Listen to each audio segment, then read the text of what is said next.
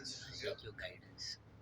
As part of this seminar, we don't have time to go into the positions of the vertical release incisions, how the angles should be, how the bevels should be. So we cover that extensively in the course. We don't have time for it today.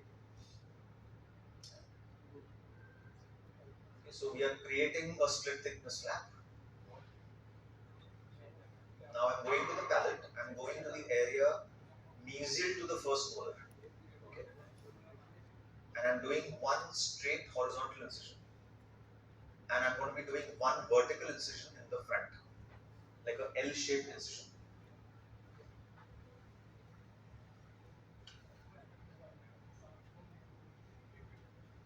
So this also is kind of like a split thickness flap. Now I go in, and that is my connective tissue inside, which I will harvest.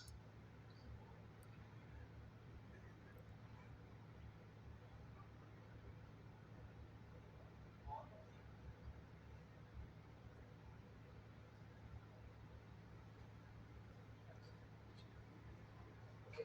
Now we go and take this tissue and we sandwich it on the buccal aspect underneath the split thickness flap. So if you remember what I told you, this will be a submerged graft, which means you're going to submerge it entirely inside that flap.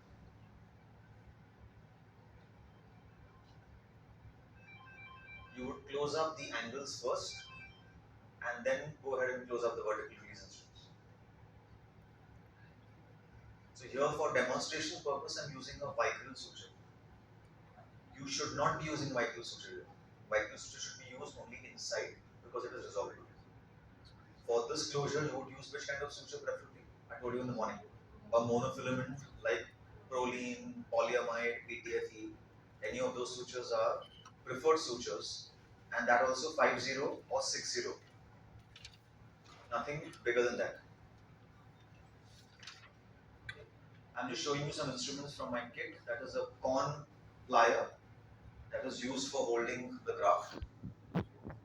This is a tunneling instrument.